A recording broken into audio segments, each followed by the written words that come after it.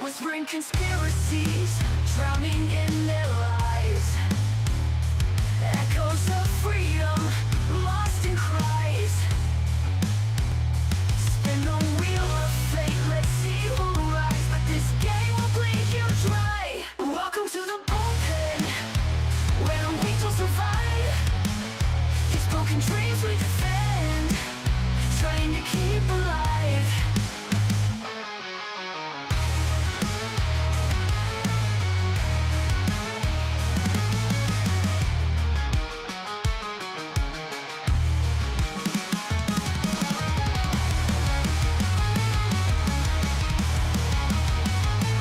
Welcome to the bullpen, where the weak will survive. These broken dreams we defend, trying to keep alive.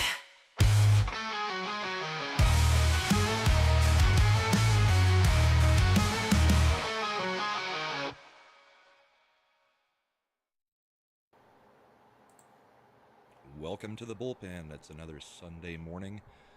That was a crazy week. I mean, we both had monologues ready to go. We had to change those a little bit. Actually, I left mine as it was, just so that we could get an idea of kind of how crazy yesterday was. But I'd like to welcome you all to the show. And little Chad, how you doing this morning? Good. I think I got a little more sleep than you did because you kept streaming last night after our show. So, little, hopefully more awake than my co-host here. So, hopefully Brahma makes it through it all right.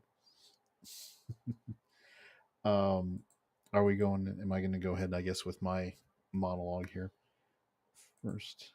I did like to make sure I'm going to pop. Yep, audio's good. All right, so I did alter my monologue a little bit. So here we go. Politics is about crafting narratives. Consultants, advisors, campaign managers, even workers calling people from phone banks are all invested in creating and advancing the narrative that will get you elected.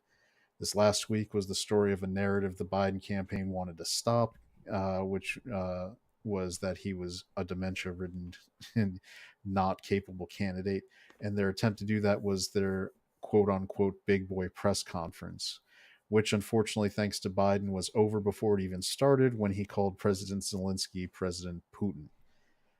Yesterday, we saw another way narratives form. After a failed assassination attempt, Donald Trump rose up and defiantly lifted his fist in the air, telling the audience to fight.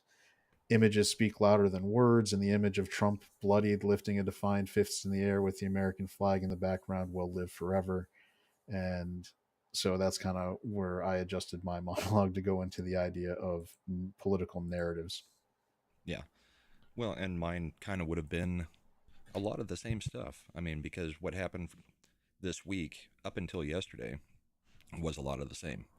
Trump was sitting back, basically letting Joe Biden hang himself as far as, every news cycle had been about Biden's inability to do anything correctly. The interview with George Stephanopoulos, George Clooney, who had that fundraiser that raised more in any given day than the Democrats have ever done, I believe, and then turned his back on Biden just a couple weeks later. Biden hasn't met with his full cabinet in over 9 months, and apparently nothing's happened in those 9 months that was important. I mean, it was going to be a completely different kind of feeling until yesterday. So we did do the show last night. We did 2.5 hours on the emergency episode. We will Yeah, get into quite a bit of that today as well. But yeah, we'll kind of just review everything that went on during the week as we normally would. But historic change yesterday. it's in the chat. It was interesting because AD Victorium commented that it feels like the big boy press conference was years back. It Yeah, was only 4 days. It was on Thursday, yeah, Thursday evening, and it's amazing how much things can shift. For the entire 24 to 36 hours after that, the story was how Biden flubbed the before the conference by calling President Zelensky President Putin. And on the other hand, you had people in the Biden camp saying that, look, he proved he could handle himself. He stood up there an hour and took 6 questions from people he called, like, had a list to call on. You could hear him Yeah, going down the list. He even was like saying, "Oh no, I called on you early. It's supposed to be this one first, then you had scripts." proving that he even has trouble reading still because all he was doing was reading names off of a And list. you've seen those little cards. The font Yeah, is gigantic. for him, yeah. This is why it's actually, people, there's all these photos of reading these cards because the font is so big. It's really easy to just take pictures and see exactly what he's getting told on these things. But they can't make the font any smaller, otherwise he wouldn't be able to read it. I mean, Well, there was also a story that came out during one of those come together meetings that he was having with either the governors or some of the congressmen. He was passed a note by his team. This was a phone call. He was passed a note by his team that said, "You're being too defensive. Try to be more upbeat and happy." he read So it. he read the note out on the call. They handed it to him, and he just read it. Same thing he does with teleprompters. I mean, he basically is the anchor man at this point. He's Ron Move off Burgundy. stage left. Yeah, It's um and it is, as I said in my monologue, the juxtaposition of someone who's so feeble he can't even, and like, do that, as opposed to a man who was just grazed in the head by a bullet, standing up and, you know raising his fist and chanting fight. As much as now they're going to try to use that against him, we have some clips of that happening this morning already, as predicted. yep. Martha Raddatz right off the bat. She hates him, by the way. Martha Raddatz might be might have the most contempt of anybody. Like, she doesn't do it as overt as other people in the mainstream media, but she seethes with venom. Like, when it comes to Trump stuff, Yeah. it's fairly evident. Um, I don't Well, know what it was. I know that Raditz was like somehow like had an ex-husband or was at weddings with the Obama people, so she's definitely knee deep in the politics on the left side. But for some reason, Trump stuff just gets her sends her going. over the edge. But she's smart enough not to ever do like full like Joy Reid level craziness with her posts or speech pattern. I, well, I think she's old enough to not know how to use the technology to do That's what true. Joy Reid does. That's true. And Bush says it right. Joy Reid, Joy Behar. I'm sure The View is going to have choice words this week about how, and they're going to be saying something stupid. So, Yeah. Oh, um, they'll be complete morons. And the whole narrative about the shooter being a Republican, registered Republican, is already being completely blown out of proportion. people don't understand the idea of closed primaries. So in some states, you can vote for whoever you want in whatever primary you want. But in a lot of states, there are what's called closed primaries, where you at least have to register as the party that you're going to be voting for. If you want to vote in the Republican primary, you register as a Republican. If you want to vote in the Democratic primary, you have to register as a Democrat.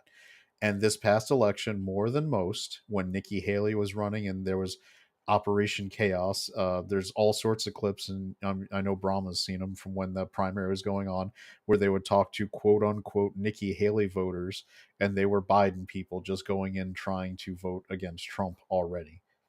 Um, People were registering in closed primary states as Republicans for the sole purpose of voting against Trump in the primary and voting for Haley or whoever else was available. Yeah, and So, yeah. just to address it in the chat, I've got the mic turned all the way up. I'm as close to the mic as I can get. I'm only this far away. This will probably be the last week or last show that we do in EV Mux. We'll probably switch over to the Rumble studio because EV Mux seems to have been absolutely crazy with the sound levels and stuff lately, and I'm tired of it too. So we'll try to address that next week. Yeah, and Southern Bell's right. She just pointed, like, you as a if you believe in the sanctity of choosing your candidate, having a closed primary is the right solution, Right. because you want to make sure Republicans are choosing the Republican candidate. Now, the idea of restricting people from changing registration, I don't know how you would ever fix that, because there are a lot of people who genuinely do change party affiliation. We've seen, specifically with Trump, he attracts people who were lifelong Democrats and who want to vote for him. And you don't want to necessarily turn that away, because you want people engaged in the process if they support genuinely the candidate. So there's not really a good way to prohibit changing your party affiliation. The real thing that would have kept that from happening is if the Democrats actually had a competitive primary. People who, like, that wanted to run against Biden, for instance, RFK Jr., were being sabotaged. And if there were genuine challengers to Biden in the Democratic side, most Democratic voters would have stayed registered with their genuine affiliation. So, Yeah, I mean, and I changed the mic setting. We'll see if this is any better. But it's already sounding better. okay, so yeah, I mean we saw the same thing. Rush Limbaugh used to call for this all the time back in the day. We already know who our nominee is going to be, so go flip your registration so that you can go vote in the other primary and get the person that you want to go against, or at least keep it held to stretch it out for another couple weeks or months. So I don't think anything about him being a registered Republican has any validity to it yet. I mean, we'll wait and see what actually comes out over the next few days or weeks, if anything does. And I would look at, I mean, even though it was a small donation when he turned, right before, actually before he turned 18, when he was still 17, in January, when when Biden was inaugurated in 2020, he or a couple of years, he made a donation to Act Blue. Right.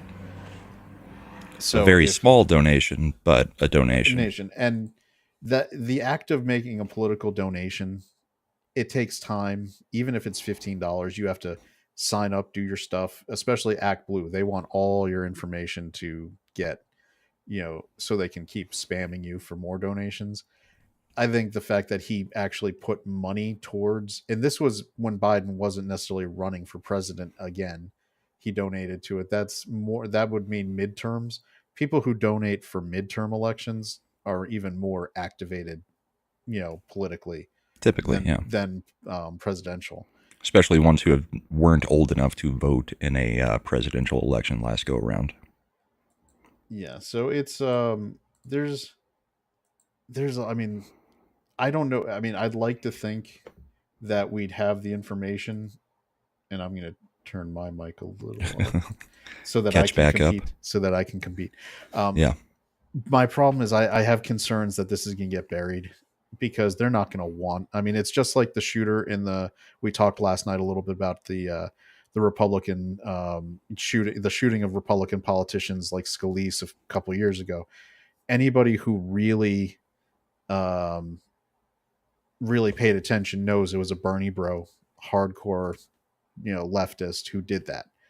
But they buried that story because they didn't want to get it. They just, when it's somebody who does that, they're a random, psychotic person. Right. When it's somebody who, like the Gabby Giffords one, it was genuinely a random psychotic person, and they spent years vilifying Sarah Palin for something that dude who did it never even saw. Right. Yep. So it's, if it doesn't fit their narrative, it tends to disappear. yeah, and I see that the ATF is involved in some of the searches of his property, and that could be because now we're getting reports there were explosive devices in his vehicle. In the vehicle. Yep. Yeah, it seemed like this man had plans within plans if he couldn't manage to get on top of a building that had a clear line of sight to the stage from 150 yards away, which is a debacle of debacles. And there's gonna be, this next week is probably going to be dominated by people questioning the Secret Service and what they were doing. That, I believe, that's going to be how they're going to get the attention off of questions about who activated the shooter Right. and why he did what he did. It's going to, and and these are right questions asked. The Secret Service clearly blundered. Like, there's no way operationally that rooftop should not have been secured. Yes. So, And I mean, we've seen the video of the two counter snipers that appear to be looking directly over there, but they look like they may be the local SWAT. You know, the people from the local precinct, not Secret Service, because what they're wearing. So and there's now been some reports, because that were being shared on X, about some of the rules of engagement during a Secret Service protection operation that apparently involve counter sniping teams having to wait for shots to be fired before they can shoot. And the ostensibly that's so that they don't make a mistake and accidentally start taking people out who are just there with telephoto lenses or telescopes or some kind of device just to view something.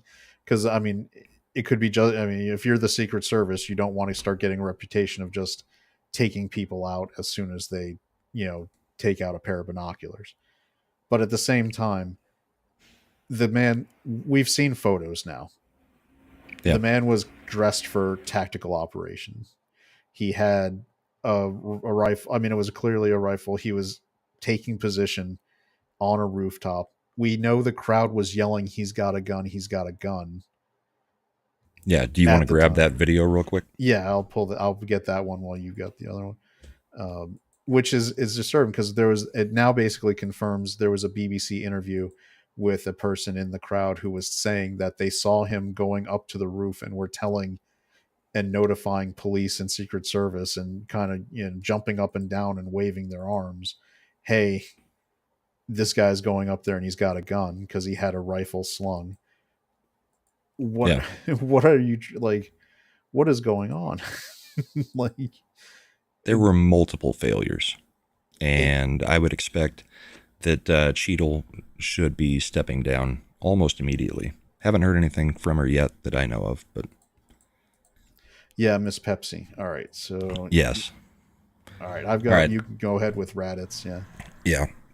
Isn't it amazing how much she looks like the librarian from Ghostbusters? Oh, Also, George, geez. we have to point out, no matter who the shooter, what the shooter's motives were, no matter who the shooter is, you are going to hear conspiracy theories going forward.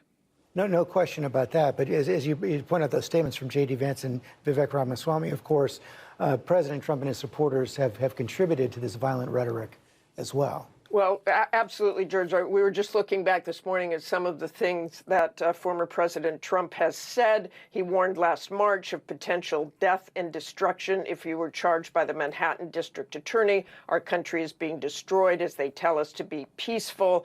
Trump in January warned of bedlam in the country if the criminal charges against him succeeded.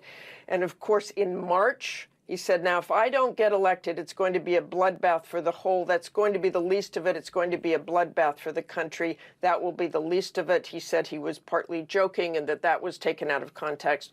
But those are indeed his words. And you have heard it from supporters as well. And supporters are certainly in some parts angry. And let's remember January 6th. In so many ways for the campaign, January 6th will probably be in the background after yesterday's event. This is a very difficult time for this campaign. I'm sure this week in Milwaukee that President Trump will highlight this, and President Biden is going to have to figure out how to go forward with this campaign and what exactly they say. Martha Raddatz, thanks very much. I mean, it's ridiculous. All right, so let me. Yep. It's So Trump's fault that they've all been calling him a Nazi and a fascist for so long. Yep. All right. So this is the video. This is now come out. This was on scene. This is people in the crowd. Maybe a little loud.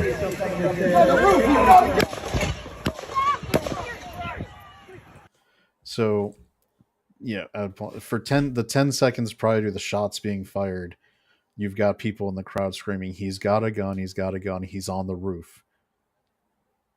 Yeah. And it's not the, I mean, it's not the longest time, but That should be That long enough to draw attention to where, I mean, there's Secret Service and cops crawling all over that event. yes. Somebody hears that. Somebody should have been acting, but don't know. I mean, there will be plenty of congressional hearings about it over the next couple weeks, I'm sure. Yeah, I mean, logistically speaking, I get the fact that once he was on the roof and had his gun drawn, even with the crowd chanting, maybe that makes it a little late. The question is, why was that rooftop left open? Like, Yeah. why is it not secured? Now I've seen even more images. There was a clear ladder for easy access to get right up to the roof that you could just walk to and go up the ladder. Yep. And you, all right, if you're not going to put people on that roof, I would think with all the local law enforcement around, you might put someone at the ladder, or at the access points, or Yeah. making it so it's as we've seen with Olvade, local law enforcement, and in this case the Secret Service, are not. So a lot of times they break their own protocols and they shortcut things and they do things wrong, and we have this expectation that they're just going to do things by the book every time, and sometimes they don't, and sometimes we find out that the Trump Secret Service detail was asking for additional resources for months and they are getting denied by the DHS, which is Secretary Mayorkas, who has a ability to not do his job on the border as well.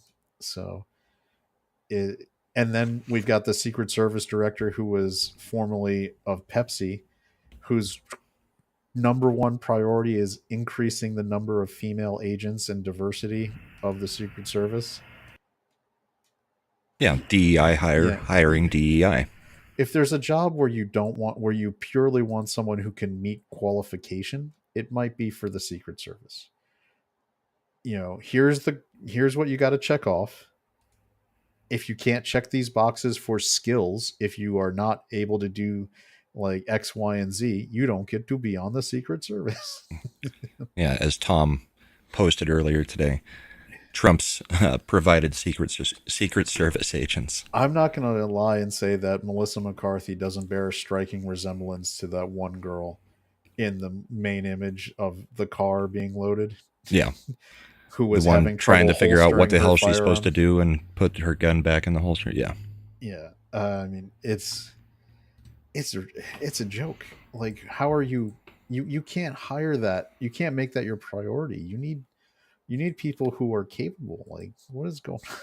Well, Secret Service is supposed to be the best of the best. And I don't think from what we saw as they were getting into the car that, you've got 4 little women standing outside the car looking like they have no clue what's going on. They're not projecting any strength. They look completely confused by what's going on. So, DEI hires almost got a president killed yesterday. They certainly did. And which makes you wonder, is that the end goal? Like, is that what we're looking for? Because And I think I've got the video of... No. There's so many videos we bookmarked. yeah, I was trying to find the one with the women standing outside the car fumbling with their guns. One of them fixes her glasses. Another is fixing her hair. Another can't figure out how to holster her firearm. I did see turnover rate for Secret Service in 2023 was 48%. So that screams of a lot of qualified and maybe veteran people just saying peace out. Like, I don't need to be around this anymore. Yeah. Well, could be because Mayorkas screws up everything he touches. And you put in as Tom has dubbed her, Miss Cheeto, Miss Pepsi, who was focused on getting 30% female agent percentage. Like, if that like is a goal you have to meet and you're making it a main goal, you're gonna be compromising effectiveness to get there. It's correct. It reminds me, they really wanted a female Army Ranger. They really did. No women had ever passed the ranger test, and then magically they had this first female ranger, and they only after did it come out that the test was altered to make sure she could pass. Yep. Because that's the thing, like, if and the rangers, to a man, because they were all men previously, it said if there is a woman who can pass the ranger program, she will be welcomed with open arms. Yeah, bring her Because in. yeah, because passing the ranger program is a thing, right? You got to really do what you're going to do to do it. And so they would have never had any problem. Like, that's, they assumed that all these dudes were like, no, we just don't want any women in there. Like, no, if a woman can pass what I passed, she is a ranger, and we will be glad to have her. Yeah, if the test is designed to make sure that you can do everything that you need to be able to do as a ranger, then you should have to pass that test to become a ranger. Not a lowered test, because that doesn't mean you can do the same things that everybody else is doing. So, I mean, it's pretty simple common sense. It's like the SEAL training, everything else. Like 99% of men wash out of that. Like, it's not even a. It's not that they're trying to be gender biased. It's that even the men, only like 1 or 2% of them will pass this rigorous program to be the elite of the elite. So it's and so with Secret Service, who are supposed to be the elite of the elite in protective services for the leader of the free world, the trying making it a goal that you have to get 30% female agent representation by 2030 means you're going to be changing some kind of standard, and we're seeing it in action. Mm-hmm. And Bill has a good point. His Secret Service agents should not all be shorter than him.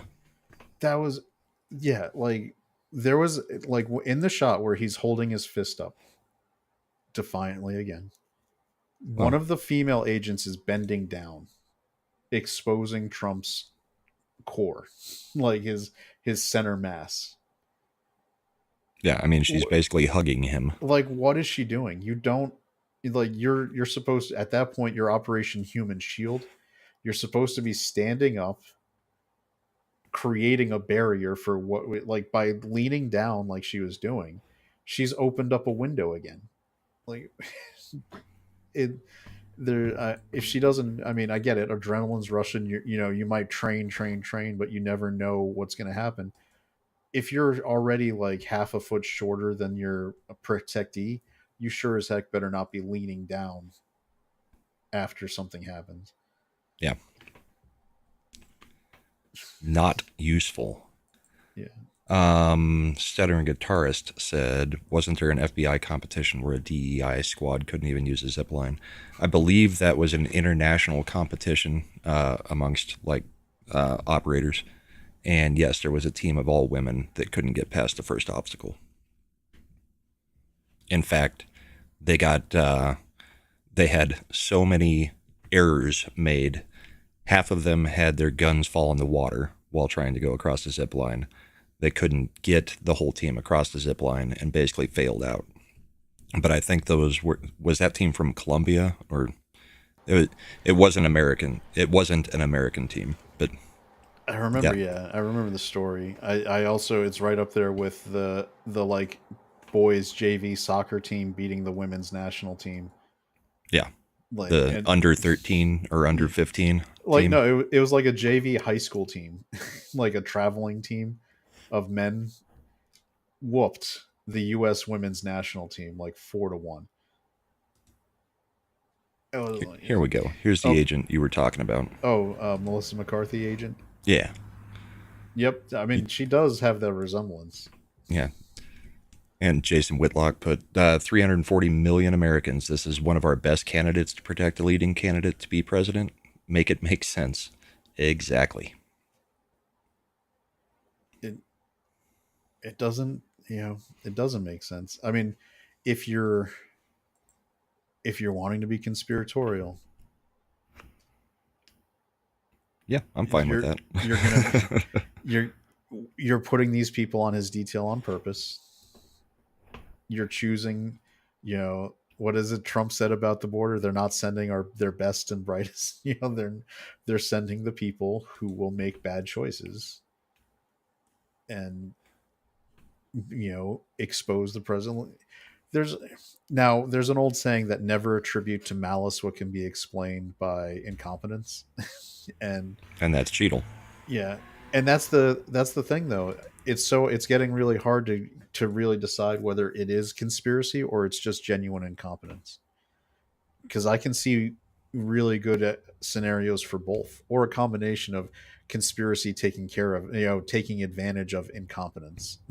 Like this, you Yeah. put incompetent people in place to make it easier for your actions to happen. You put these people in charge of the Secret Service, you load his detail up with it, you convince people for 8 years that this man is the second coming of the worst dictator of all time, and you just you've mixed your recipe, you just put it in and let it bake now and see the results that are going to take place. What the mix you've made is going to result in. And they're desperate because Biden is behind in the polls, and they all saw Biden completely fail during the debate, and they saw him completely fail at everything since.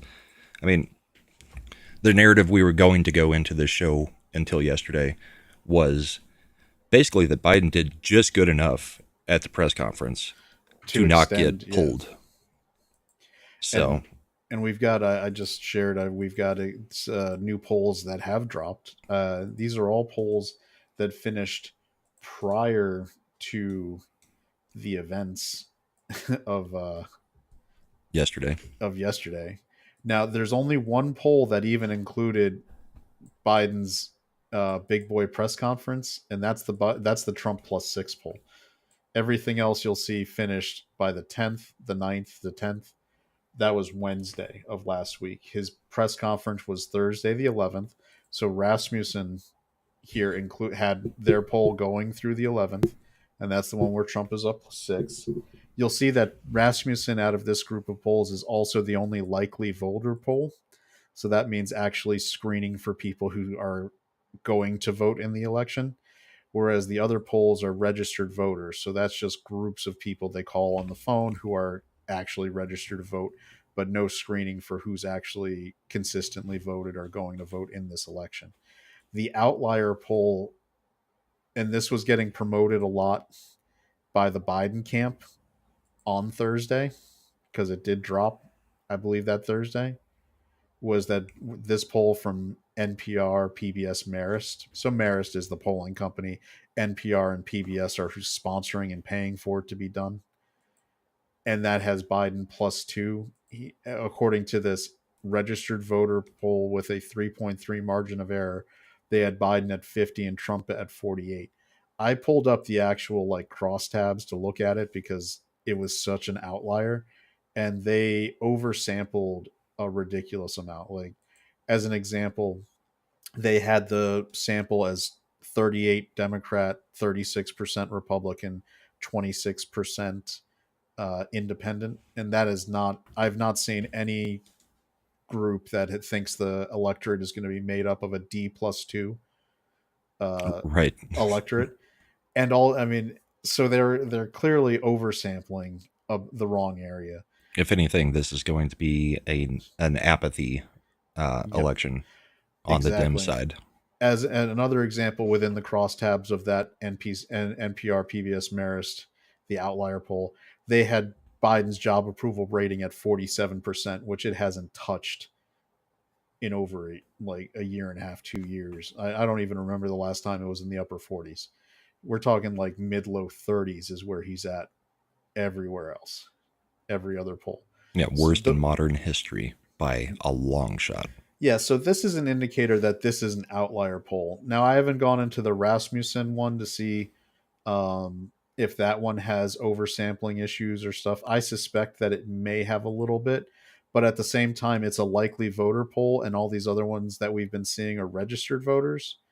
And Trump, if you look back in the history here, likely voter polls have shown him in the lead. Much more in the lead than the registered does. The only one that was another outlier with registered voters was a CNN poll that had Trump +6 and approaching 50%. So the magic number when you're polling, by the way, is 50%, right? Because if you poll over 50%, you win an election because of the way our elections are set up in the United States. It's just majority wins. If you go 50% plus one vote, you win the election no matter what. So if someone's polling above 50, it doesn't matter what the third parties do. It doesn't matter what your opponent does. You're winning. So, Well, it just matters with the Electoral College. yeah. Um, but here, I mean, the other thing is if a Republican wins the popular vote, they are going to effectively get an Electoral College landslide. Yeah, because the Republicans rarely win the popular vote. They rarely. I don't think it's been done in my lifetime, except for maybe Reagan. I think technically George W. Bush might have won it in 2004. Yeah, I don't know on that one. It would have been very close, but that was also a very depressed electorate because no Democrat was really excited about John Kerry. And the way they win the popular vote is usually running up the numbers in New York and California. Yeah, just so that they can claim, yeah, we still took the popular vote even though we don't have the presidency. That's and how because, you guys win. And because Kerry was so universally disliked, he didn't. And like you were talking about with turnout, Yeah, that's where Trump could end up winning the popular vote because the Democrats they're not going to necessarily vote for Trump, but they just might not vote. or they'll vote for third party. Or they'll vote for RFK Jr. or Jill Stein. Or whatever that libertarian weirdo is. It's there's a lot of different ways that could happen, but most of the time it sounds bad because you'd like everyone to be engaged. People will rather it's not worth my effort to go vote if I'm just not actually excited about the top of the ticket. Yeah, the only thing that makes me somewhat nervous about that part of it, and we should all be nervous and still vote no matter what, but the hatred for Trump might be enough to overcome the apathy for Biden. And that's the question though, and because in 2020 the story of the election was that Biden won because people voted against Trump. Right. Now we've had 4 years of seeing what the result of that is. Has inflation and new wars throughout the world, political violence, have all these things taken a toll on the effective crossover voters who voted for Biden when they normally might have voted for Trump just because they didn't like Trump? Has all of these things pushed them back into the Trump camp? Yeah, it's hard to say. It's hard to say. Polling says yes. Yeah. Polling says independents have moved strongly to Trump because they don't like their gross, and it's all economic. We like to pretend people are. This is where my principles. I always get people. I get it. I have principles too, but when you're extrapolating across an entire political campaign, you've got to be more realistic than that. Which is why we've talked about before.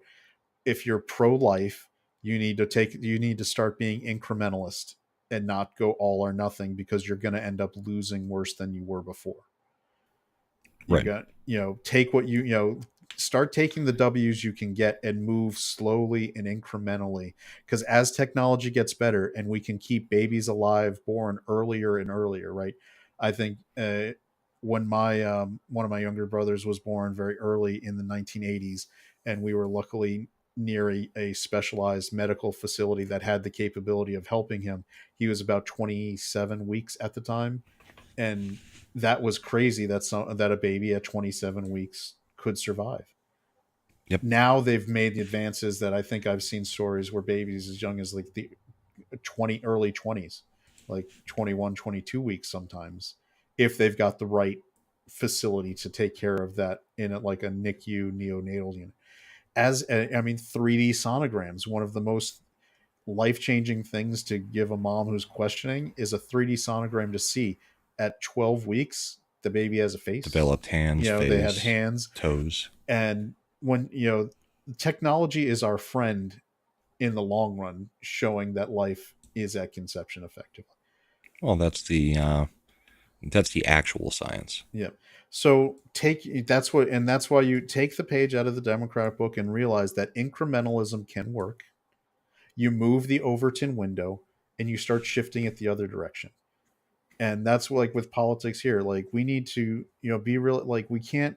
I see, and a lot of the never Trumpers are people who are like my principles, like that douchebag governor of Utah, my principles, and Romney. I was like, you guys Yeah. are jackasses. Like, you know what? I noticed that Trump, when he got elected, actually appointed Supreme Court justices that did rightly decide to return abortion to the states.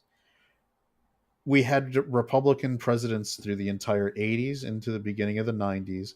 We had George W. Bush through the early O's. I think if I did the count, what did they appoint? About 8 justices over that time between the Somewhere presidents? around there. Yeah. And, Souter was a Bush appointee, if I remember right. And he Believe became one of so. the most liberal ones in the court. How did that happen? I'm talking about H.W. Bush, by the way, 1988 to 92. Yeah. You know, Trump wasn't the problem. Never Trumpers are ridiculously silly about that. Like, he's a politician. He's not perfect. Nobody is going to be, like, Jesus is not coming back to run for president. You can't hold out. You have to make a compromise. And Yeah. so I have no respect for people who are like, I can't vote for him because he said mean tweets. Really? Get on, like, whatever. Well, and I expect this to be a completely different cabinet, and him. I think he learned his lesson from the first presidency, which I don't think he was prepared for. I think he actually thought that he wouldn't be railroaded by his chief of staff and everybody else. I mean, Yeah. it was his chief of staff that got rid of Bannon. Yeah, and Trump thought, like every other time in his life, sure, you fight and you argue, but now that negotiation's over, let's actually he this is Trump's naivete with politics. He genuinely thought these people wanted to help the country, Yeah, but and that's that not was what his politicians and do. that's not what politicians do, and that's where he went, I think, wrong. That he thought once he got elected and showed that the American people wanted to fix things, he could, like, hey, I'm not asking you to do anything crazy. I'm asking you, like, let's get jobs back in America. Let's get manufacturing back in America. Let's drill for oil in America and we can export it and become energy independent. Let's get Like, rid of regulations. we're going to still keep clean water and clean air. We're just going to allow for business to actually happen. And people, I think Trump was naive enough to think people would get on board and try to help America.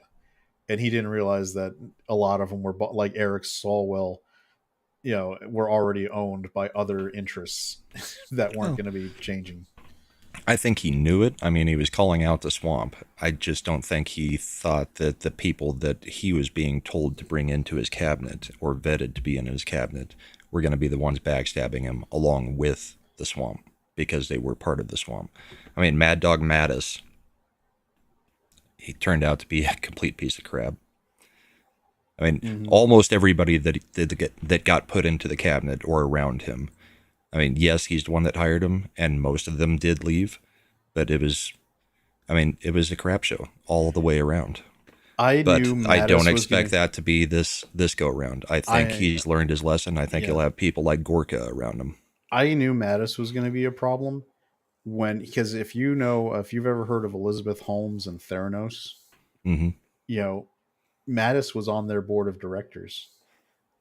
He was one of the people who bought hook, line, and sinker her For the BS fake company. for the fake company, and was like like, as was James Baker, former Secretary of State. I'm like, our, like, a lot of these politician guys, they're not more than surface level about a lot of things, right? Mattis might have been a great general, but being a general doesn't necessarily mean that you're going to be great at running the Pentagon, right? Like, Right. I would rather have an enlisted, like a sergeant major, or whatever the equivalent, I think, in the Navy is, I think, which is Master Chief. Um, you those are people who actually understand operational, like logistics. Running the Pentagon is about actually being logistics and making sure things get done. Mattis and a lot of these other guys doing that were more interested in still keeping their board of director cred for when they left the position, because that's what all these guys do. Like Lloyd Austin went from being a board of, like, he went from being a general to being on the board of directors, I believe, for was it Boeing? Not Boeing. Booz Allen Hamilton, one Yeah. of the, like one Raytheon. I forget which one because there's like four. Whichever, they're all the big contractors for the Department of Defense. Government contractors. Yeah. And then he gets appointed to be the department, the cabinet for Secretary of Defense, and he had to get a special waiver so he could do that because he had just, because he had retired recently and also been working for one of the vendors of government contracts. And he goes in and, business as usual. That's what they're doing. Or they become a talking head on the legacy media. Yeah, they I get mean, look into at their Bolton. yeah, they do think tank to stuff. By the way, that's how I know that losers and whatever line about soldiers that Trump Suckers allegedly and said, losers. suckers and losers, is a lie, because allegedly Bolton was there and he says it never happened. And if there's one thing Bolton would do if he could, it's tank Trump. Like, Absolutely. Yes. if that had happened when Bolton was there, which he would have been, Bolton would have been screaming from the rooftops because he hates Trump, hates him, because he Yeah. never started a war with Iran like Bolton wanted. Absolute hawk. Yeah. Yeah. So that's how it's actual BS. I think so. Here's what I actually think happened: is that Trump was probably talking about, because if you read the full story, it talks a lot about McCain and H.W. Bush, and then they conflate them with regular soldiers. I think Trump, rightly so, was calling McCain and H.W. Bush suckers and losers about a lot of things. And who, in this case, General Kelly, creatively conflated the quote to make it look like he was disparaging rank and file soldiers. Because we do know, and I think Trump had every right to disparage McCain for the way McCain shanked him on all sorts of things. Yeah, I still don't agree with. I mean, that is one of the things that Trump did say that I could not get behind, which was I prefer, people who didn't get put in the POW camp. Yeah, I look at that more. That one was pretty bad, but that one was attacking McCain directly, not everybody. Yeah, I think that's where Trump is transactional and just rightly, he pegged the fact that McCain was a lying sack. I mean, if you want to know, the reason we still have Obamacare. Yeah, if you want to know, the McCain backstory is actually maybe not when he was number one. There's a lot of allegations that he never should have been given wings to fly, that he may have gotten preferential treatment on that because his father and his grandfather were admirals, and that he wasn't actually a genuinely good pilot at all. So right. There's that.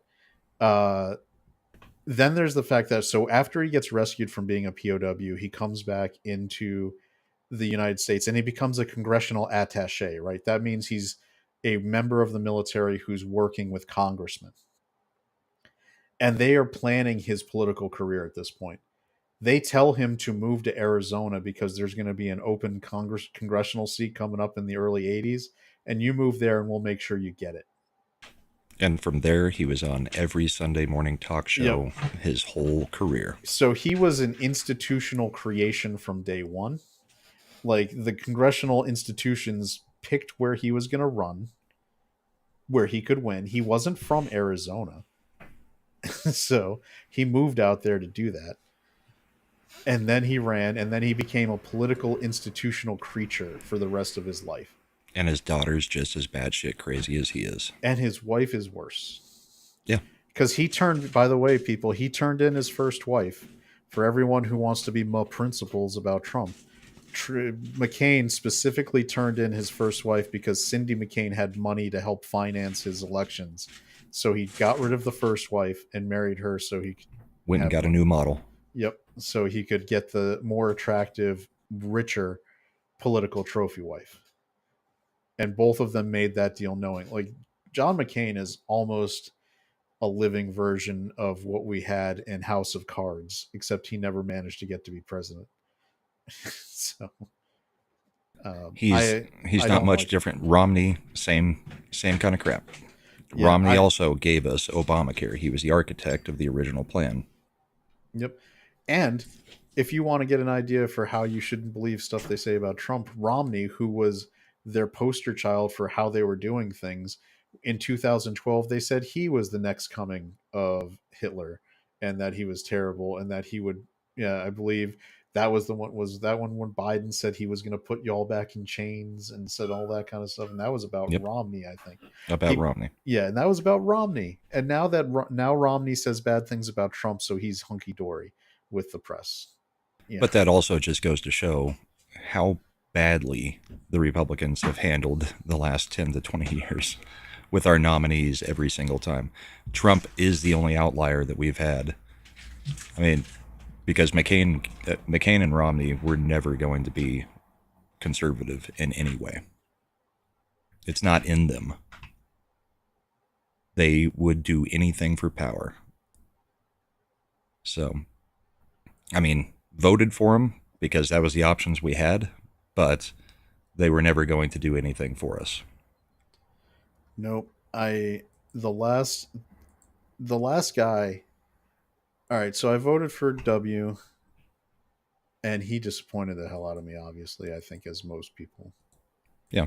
The last Especially when he started trying to get amnesty through. Yeah, I was not old enough to, but the last person I probably would have been proud, like legit proud to vote for, and I know a lot of people think he was kind of in this, was Bob Dole. Like he was actually a genuine, like, good person. And by the way, came out and was is full throated for Trump when Trump was running. Right? So, But Bob Dole was also one of those where it really felt like we can't win this election, so we're going to give the nod to, an elder statesman, and it's their time, kind of like Hillary.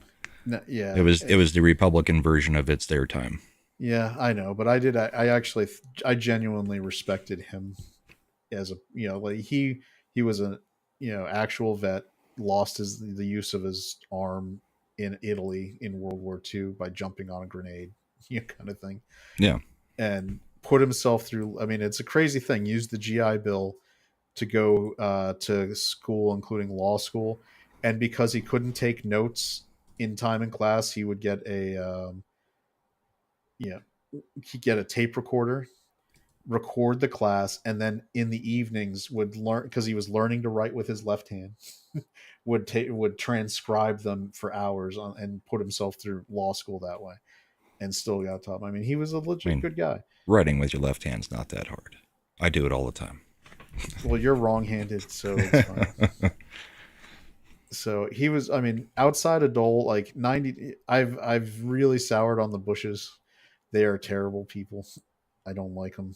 Yeah, they're one of those dynastical families that that the elite class has kind of pushed on us. I mean, if that's another great win for Trump in the long scheme of things, he managed to destroy Jeb. He took out the Bush dynasty and the Clinton dynasty in one election. Yep. By just exposing them for the frauds they were. So yeah, I mean, regardless of some of the other things Trump has done, he ended dynastic lines pretty well, unless we managed to have a Trump dynastic line, which I think would be a mistake. I love Trump Jr., but I don't think we need to go that way again. I wouldn't mind if Trump Jr.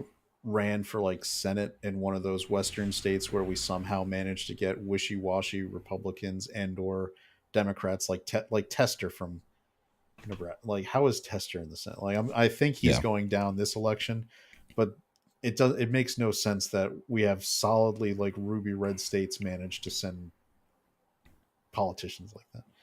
Yep. But I don't want necessarily who has the money and who McConnell is giving the money to. Yep. But McConnell's done, thank goodness. Yeah, I mean, McConnell was pulling Biden's before Biden did. Like, McConnell was freezing on camera, like looking like he had a blue screen of death and had to be restarted before he could speak again. And we called that out. Yeah, and we called that out, and you know, I think Republicans are generally pretty happy to get older people replaced.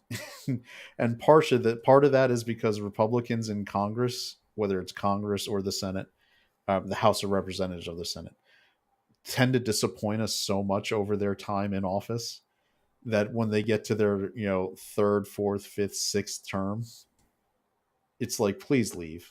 You've Yeah. done nothing. You know, like Mitch McConnell, what are you really doing to help? Like, hey Mitch, why did you send millions of dollars to Alaska for Lisa Murkowski, but didn't send any money to Arizona for Masters? You know, When like, Alaska was already wrapped up, it was yes. going to be a Republican. It just wasn't going to be the one he wanted. Well, I would say, yeah, and like the fact that we've gone through all this trouble to somehow keep Murkowski in the Senate is retarded. Yeah. Like, I mean, she's terrible. Manchin on our side. Yeah, exactly. And you know, Masters could have with a cash infusion and some better ground game, there's a good shot that Arizona could have flipped for all of the pieces on the board that didn't. There's a lot of shenanigans that happened in Arizona also in that last midterm election. Probably the most. Yeah, because Katie Hobbs being Secretary of State and running for governor and not abstaining from being Secretary of State. Yeah. When she had counting her own votes. If you want to talk about what is it, conflict of interest, that's a pretty apparent one. So, but I think again, with money, those are things you could have tried to fight and maybe swung around, because there's a margin of cheat. I've talked about it before, which is 3%, right? If if your election's within 3%, it's the margin of cheat, because if you cheat and get something swung when another person was winning by more than 3%, it's so obvious and blatant, you end up getting exposed. Yep. Which is why the margins on these polls are becoming more and more important, and I think we'll see that continue to stretch. But at some point, you get past that ability to cheat, especially in some of those states that are the battleground states. I think at this point he takes every battleground state. I think we see Georgia, what we call a modern landslide. Arizona. Yeah, I think New Hampshire is back in play. Yeah. I mean, he's doing what we call expanding the map, right? When you start playing in the other people's solid, you know, where they have to spend money in New Jersey or even New York. I mean, I don't think New York's in play presidentially. And loud car. Yeah. Yeah, I agree. But here's the other thing. But for the Senate or, for any of the congressional seats or even local stuff, New York may be coming into play a little bit. We have control of Congress right now because Zeldin was running for governor in a competitive election. Yep. If he hadn't been competitive against Huckel, whatever, dumbass. Kathy Hochul, yeah. We don't win the House, because he, by goosing turnout for the Republican side, personally is probably responsible for 2 to 3 congressional seats out of New York.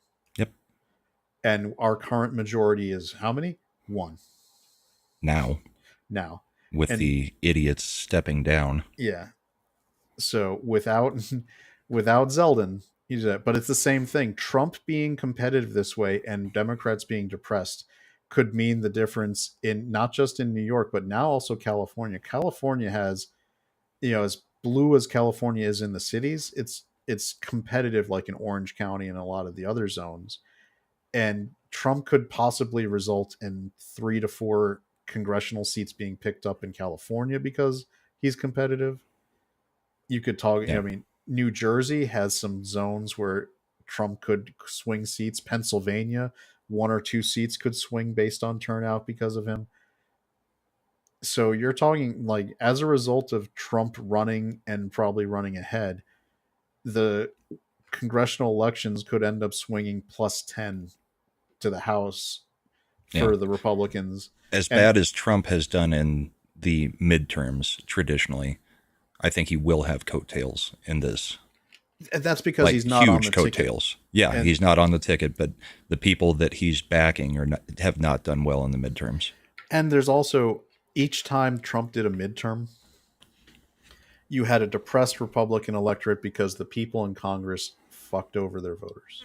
Mm-hmm. And it makes you not want to go out and vote for them. Because in 2018, they promised they were going to get rid of Obamacare. They promised Republicans were committed to that. And the famous McCain. McCain throwing that thumbs down like he's a friggin' Roman emperor. I've got to get up from my brain cancer treatment, go to Congress just so I can vote against the interest of all my constituents. Yeah. So you've got McCain doing that, and that pissed people off. It did. And the benefits from the Trump tax cuts to individuals didn't show up until 2019. Because it's the first tax year with those tax cuts was 2018, but you're doing your taxes for 2018 and 2019. Right. So you're seeing it then. And then people are happier, and that's when we had this, our economy was going great in 2020. Obviously shenanigans happened, whatever. We know what happened there. So we can't even count that. In 2022, the Republicans were allegedly on the verge of the wave, and they hit two things that were a problem for them. One was abortion. It would remind him in 2004, Karl Rove, and to try to get George W. Bush reelected, they put in key states that allowed for it. They put ballot questions on gay marriage, Right. because it activated voters who weren't otherwise inclined to go out to vote, and they knew that people who were going to be voting against gay marriage would have a tendency to vote for W over John Kerry, and that's why they ended up winning solidly in 2004. In 2022, the Democrats used the wedge issue with abortion, and that's just like we were talking about with incrementalism. They vilified the Republicans, and God knows, we had stupid politicians like Lindsey Graham and Mitch McConnell leaning into it, saying that they were going to start talking about a national abortion ban, and bad candidates like Dr. Oz. Yeah, and bad candidates. And then next thing you know, Michigan and Ohio and all these other places are passing ballot initiatives where they're enshrining into their state constitution the right to abortion. And in Michigan's case, a crazy, like, late term everything. It's all on the table now in Michigan. Yeah. And and Whitmer they're coming out and telling Biden, you can't win here. Yep. Well, I mean, what's killing Biden, not just in Michigan, not just his own dementia riddled brain, but in Michigan, he is putting so many car workers out of work with his EV push. Like, they started pushing all this electric vehicle crap, and Ford and GM started retooling plants to try to build EVs and moving workers over there. And next thing you know, nobody wants to buy them. So they're shutting down and laying off all these workers. Yeah, And, well, kind of like Pennsylvania and getting rid of coal mining. Yep. Or attempting to. We got Carrie in the chat. Hey, Carrie. Guys, say prayers for our republic. We are in the craziest of times, but God is present. I'm so glad you guys are breaking this down. I'm at the airport listening. Well, we appreciate you doing that, Carrie. Yeah. So it's luckily for the Republicans, the abortion issue, Trump, more than any other, is smart on this. He knows that's a loser. He knows you have to get elected, and he said it at the debate. Yeah, it does. And so when they ask him, "Are you going to ban the abortion bill?" he says, "No, it's a state question. It's not my business." So as much as I would like an outright abortion ban, I mean, the country's not there, and all you're going to do is lose votes by pushing it at this point.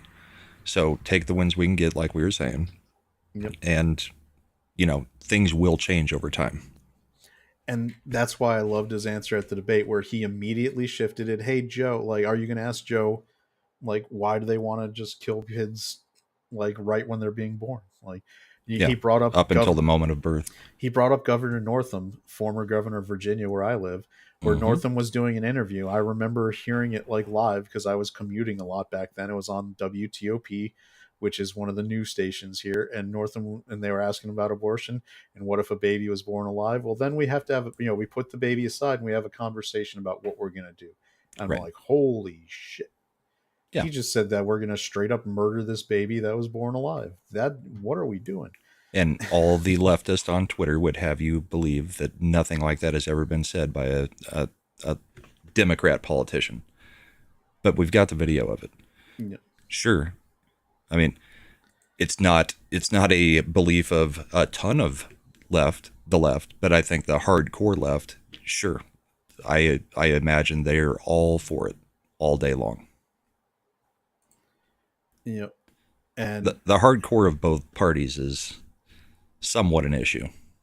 And that's why we see somebody like Trump actually able to operate a little bit, because no matter what, he's not an actual conservative.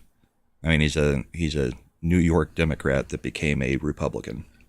He's got some conservative ideas, but he operates in the middle for the most part. well, in a lot of ways, that's like Reagan. Reagan Yeah. didn't start out a hardcore. Reagan was a hardcore Democrat. Yes, he was. He was head of the Screen Actors Guild. He was a union guy. What happened was Reagan was also pro-America though, and he hated and as a lot of them did, hated communists, saw what communists were doing as a problem, and he naturally shifted and he started having problems with like Medicare and Medicaid and what they were talking about doing that. Like that sounds an awful lot like communism. Like, hey, we have a union to get us health benefits. Why is the government stepping? Like, he started asking rational questions. And when he got the answers they were given, he was like, this doesn't sound right. I think I'm switching. And it's not that I'm so much switching as you are leaving me behind. And we've seen that meme, right, where where the guy's running and where a guy was left of center Yeah. 10 years ago, and the guy moves, and then he's like, you're a Nazi, and all the Republican people are like, hey, welcome. Like you're on our side now, and you didn't change, you didn't move at all. Well, it's the same kind of movement with Kerry. I mean, it's the left left them. I mean, Kerry came around more than most of the left left them, it seems. But there's tons of people who say, they were moderate, centrist Democrats, and the left has gone too far. It creates Republicans, if not conservatives. Which is why I love Trump's approach, because in the long run, take incrementalism, move the Overton window. Don't realize what you can and can't get. Pushing the abortion fight on a national level is a loser and hinders your goals in the long run. We got what we wanted. It went back to the states. That's what states are for. And for my entire adult life, that's what everyone said they wanted until they got it. Mm-hmm. And the Republicans ran away from it screaming after it actually happened. And so if I'm a Republican, I'm like, why am I now talking about nationally banning it in the Congress? Well, that's silly. We've never, ever said that was the right thing to do. We've said that it's a state issue, just like a lot of state procedures that are allowed or not allowed. Choose on a state level. That is the laboratory of democracy, right? California is clearly going to pass laws that make abortion as legal can be. And Mississippi is going to go a different direction. And you'll see in 10 years which one is living better with children. Yeah. So again, conspiracy theory going on. When Lindsey Graham and Mitch McConnell are coming out saying that in 2022, as we're approaching a midterm election, it makes me think they don't want to actually win. They don't. Republicans don't like to wield power. They like to obstruct. We're getting more people, younger people in there that actually have an agenda that matches the constituents. Yeah, and that's where there's a website I read where they describe like Democrats use money to get power, Republicans use power to get money. Yes. Because that's like the Republican politicians just want to get paid. Democrats will sacrifice the money to make sure they get the power. They will flush millions down the toilet. Like that's why Democrats contribute to local DA elections. George Soros is famous for it. Because it's he invests maybe like $20,000-$30,000 and he can swing an election in a large county. He did it in Northern Virginia and Loudoun County, one of the richest counties in America, and he got one of the worst DAs that I've ever seen, like Soros, like she's letting people off, not prosecuting anybody. You know who she does prosecute? A dad who says something at a school board meeting after his daughter was assaulted. She didn't Yeah. drop the charges on that one. She wanted to railroad that guy. Yep. And that was also where Mayorkas started calling everybody domestic terrorists on the conservative side Yep. So it's for showing up at a school board meeting. and so I give Democrats all the credit in the world. They recognize the value of using that Hollywood money at the local. Like Republicans never invest at the local level. In Virginia, we've had several elections for governors and Senate where we end up losing by only like a point and a half because we got no money to support our candidates. I think of when Ken Cuccinelli ran for governor and lost to um, Terry, whatever his name is, the one who Yeah, worked for the don't remember. Clintons, and then he's the one who lost to Youngkin in this last one. Yeah. But that was like a half point election. Cuccinelli only lost by like a half point, but McConnell, all the Republican people, they would put no money in because they didn't like that Cuccinelli was a considered a right wing firebrand, right? Very anti immigration. Well, he was MAGA. Yeah, he was MAGA. And so they didn't put any money in. And we lost by a half point, which a couple $1 million can help swing through just organization and effort. Yeah. Well, kind of like we were saying, Democrats, they get paid to push their crazy crap. Republicans, I mean, they do all their fundraising off of the wedge issues. The ones that they're never going to actually do anything about, but they can bring up every election cycle over and over and over to get money. But it's going to be very important to see who we get in place of McConnell leading the Senate. I really because hope it needs it's to be not the right Thune. person. Yeah, Thune is my least options right there. I mean, I know that who's the one out of Texas? It's Chip Roy? no, No, the he's a senator. congressman. He's got the white hair. I think him and Thune are both like the Texas Cornyn. Okay. So Cornyn, Thune, those guys, it can't be any of those. Those are basically just McConnell younger. Well, I mean, yeah, they've been groomed by McConnell for years. I mean, we need somebody who's really like I would say I know that JD Vance is probably too young. I would say Lee. I would love Mike Lee to be the Senate leader. Yeah. Because he actually is MAGA, fights. He's what we should be getting out of Utah. Like Utah should be sending us Mike Lees at every level that they elect statewide. But the other important part about that position is going to be who's best at, as bad as it is, who's best at the fundraising and at campaigning. Because that's ultimate. I mean, yes, the legislative part of that position is important, but if you start doing what Nancy Pelosi has done for her whole career and making sure that the money's going to the right elections and actually getting people elected, then you're able to wield the power. McConnell has been horrible about it. We talked about the Alaska situation. McConnell has done some good things. Keeping Garland off of the court has proven to be one of the most important things that's happened in the country in a long time, because Garland has proven that he is one of the most biased and politically motivated people in the country. Yep. I don't know. Yeah, I don't know who would be the best fundraiser though. Yeah, that's part of the job. Now, That's why McConnell's able to screw us over in so many midterms, because he's the one writing the checks. Yeah.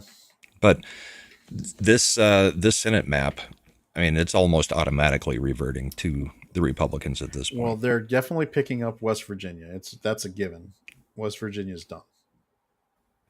You know, Manchin's out. He's not running. It's a Trump plus 60 state. It's going to be a Republican. So yeah. So I would say, because you've got West Virginia in the bag.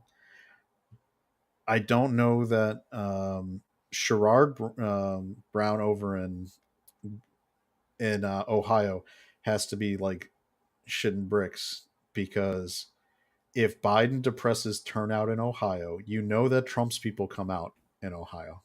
Mm-hmm. And he's managed to sneak by and stay elected as a Democrat in Ohio, being a populist and trying to, like, not ever Not get, rock the boat. get exposed as a hardcore leftist like he is. And if turnout is depressed, he gets eaten up. Like, I don't know that there's going to be enough ticket splitting that he can count on at all. Yeah. No, was it Nebraska with Tester? He's looking like he's in a lot of trouble. He's been backtracking on a lot of, like, he's basically trying to pull a McCain. Running Like, back to the center. I've said build the damn wall. I don't know why they won't listen to me. Right.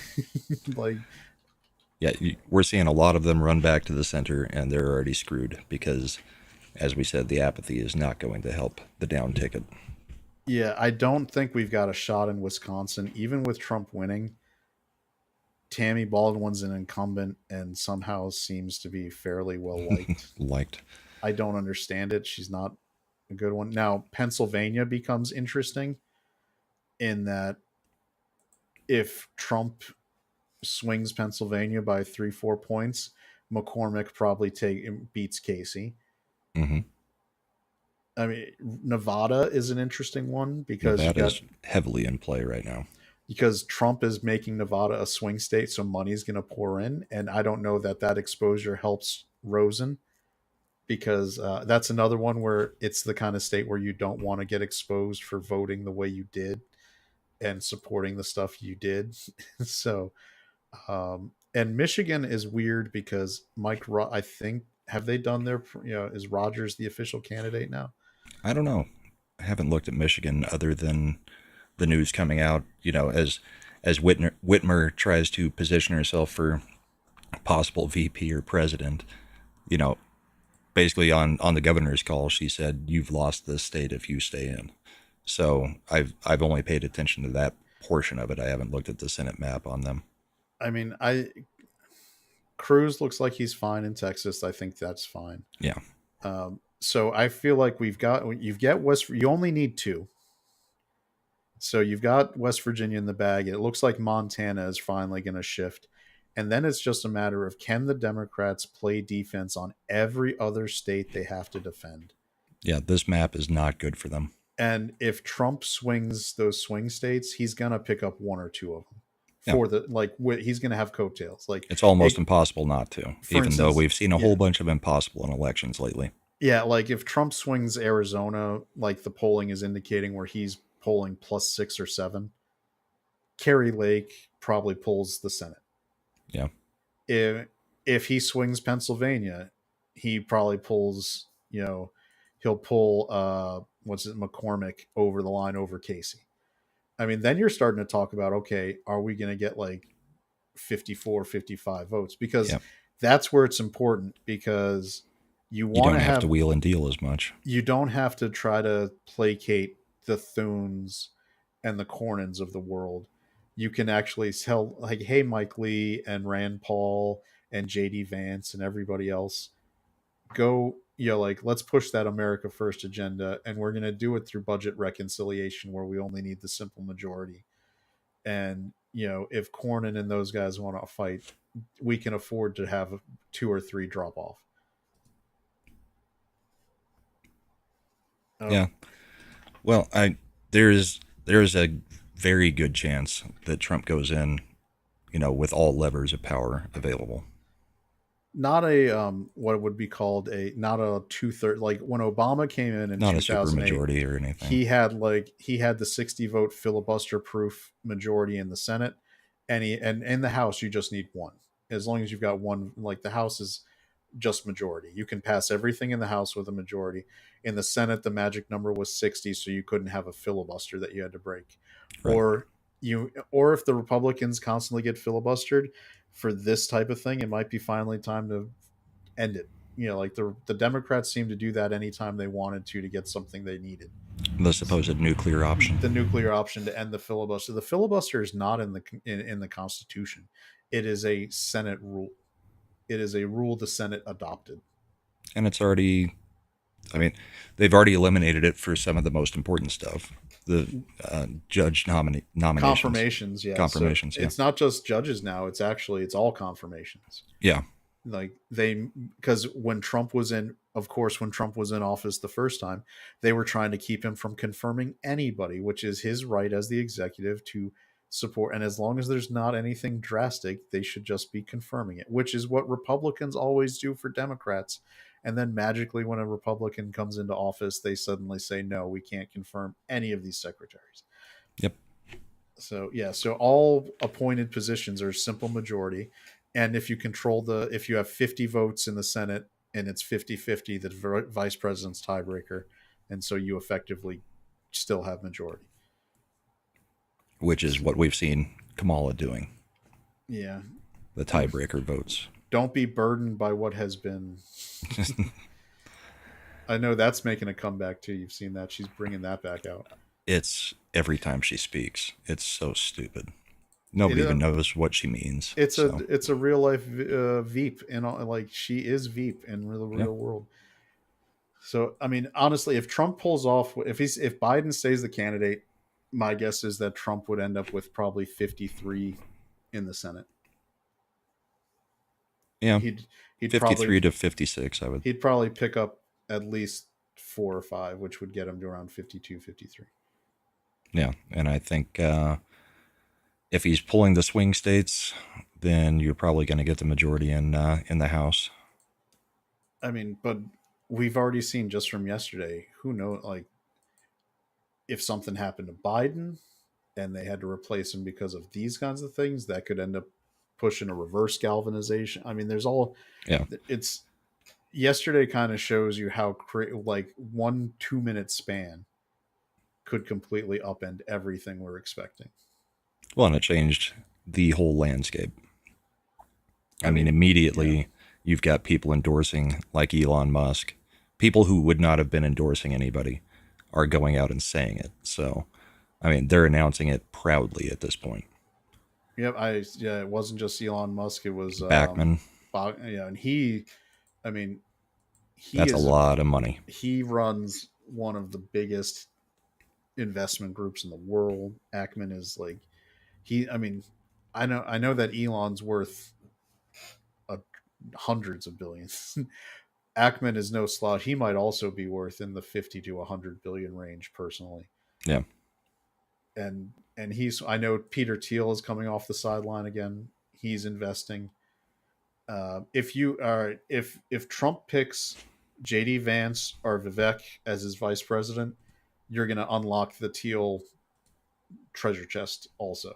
Like those are his guys. They work for his think tank. He's all in on those. The 3 guys Thiel wanted in are Masters, Vance, and Vivek. Masters is now running for Congress in Arizona, and so he has a good shot at getting in there that way. Vance is already in the Senate. Vivek hasn't had anything elected yet, but Vance and Vivek are both VP contenders. Vivek is a rising star in the party. Yeah, and even if he doesn't get in a VP, I almost guarantee he's going to probably get a cabinet post. Like, if Trump wins, Vivek is probably getting some kind of commerce or treasury or something in those lines. Yeah, he's another businessman coming into politics. Yeah. So, and that's what Thiel wants. He wants Vivek to get a bona fide in the government side, so he can then run for election with experience. Yeah, and he did a pretty freaking good job just in the primary this time, as it almost complete unknown going into it. I love that they're attacking, like, from the right. He's being attacked right now for his pharmaceutical company used H-1 visas. I'm like, that's the way the business world works right now. If you're running a business, you're going to use H-1 because they're like, Vivek is complaining about and wants to get rid of them. But they're like, but he took advantage of it. It reminded me of when they attacked Trump for like outsourcing, like where his ties were made. In the 2016, he was like, what am I going to do? Not be competitive? That's stupid. Or donating to Democrats in New York to get buildings built. And it was a great line when she was like talking when Hillary talked about it. He's like, yeah, I know, because I donated to you and I got what I wanted. So Because you can be bought. because you can be bought. So Well, it'll be interesting. But I think that's we kind of covered all of this week. I can't. This next week's probably going to be even crazier. Who knows what's going to? Hopefully, fingers crossed, nothing terrible happens, because we did have one person pass away and two, I believe, still critically injured. One who has been identified by Congressman Jackson as his nephew. yeah. And then the person who passed away, that information's come out. He died covering his wife and daughter to protect them as the shots were being fired. And they were the ones, the family is who released the And information. the family released it. He seems like, by at least what was released, to be just a regular good dad, good husband. I think his sister-in-law made a statement where she was talking about how great a person he was. His daughter was the one who shared it. It sounds like a really just genuinely nice guy was lost, because he wanted to attend a rally to support President Trump.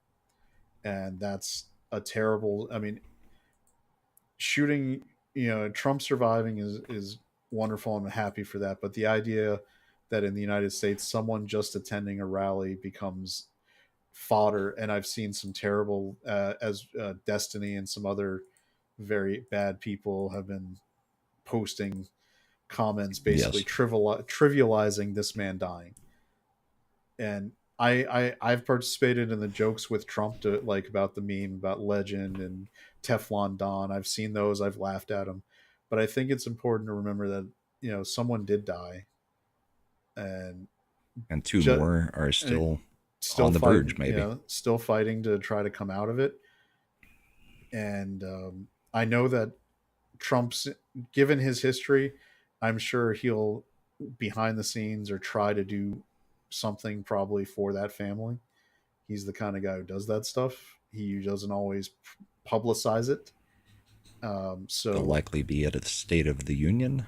I would imagine that he's, going to do what he can to try to make sure that the person who died for supporting him is remembered in a positive way, and that's what it should be. And I think it's terrible, and hopefully we can tamp it down. Remember, be aware, because I've seen this posted too. This is a very dicey scenario where the people on the other side are almost probably hopeful that someone with right leaning positions tries to do something stupid as a result, because they obviously, we showed it earlier with Martha Raddatz. They want to shift the blame and make it Trump's fault. Well, if you notice, there wasn't a whole lot of cities rioting and burning last night. That's not what we do.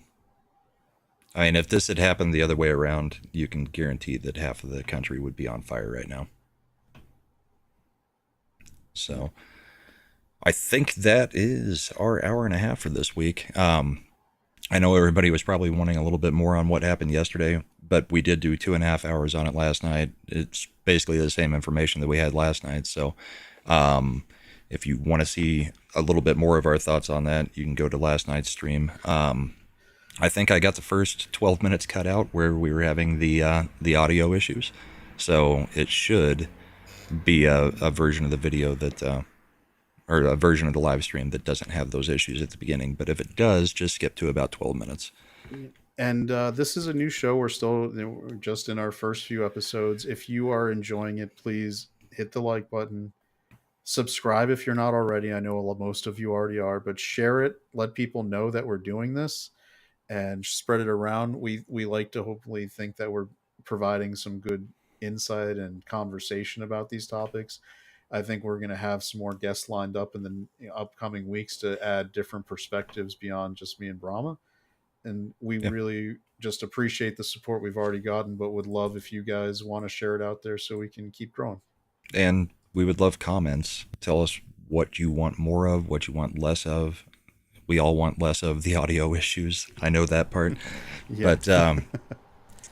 But yeah, give us some feedback. Let us know what you want us to do on this. I mean, we're an inherently political show. It's always going to be leaning on the conservative side pretty heavily. And if you want more of kind of predictions, that kind of stuff, or if you want less predictions, more talking about what actually is going on in each week, I mean, we're trying to hit all of that, but we're in an election season. We've already had 2 episodes that were outside of what we would normally be doing, with, of course, the debate and then the emergency stream last night. So it's been a rocky, fiery start, but we're having a lot of fun doing this, and yes, we do appreciate everybody being here. Yep. So you can catch me coming up on Tuesday night. We'll do the gaming stream. You can catch me on Comics Division all week. And then, of course, I'll be joining you guys. Well, actually, I don't know if I'll be joining you guys Friday. It's my wife's birthday, so I think you better. That one seems unlikely. I think you definitely better pass on that one. Yeah. Seems like that would be the I would like good to option. I would like to keep our Sunday show going, so I'm going to say you have a great time with your wife on Friday night. Yeah. So, but do go check out Ascendant Art on Friday night. That is Little Chad and Slender Dad's channel. It's Friday night at, what is it, 9 p.m. 9 p.m. Eastern? Eastern time. Yep. Eastern time, best time. 7 p.m. Mountain, better time. Everything's early for me. Ha. All right. All right. Well, thank you all for being here, and we will catch you next time. Have a Bye, good one. everybody.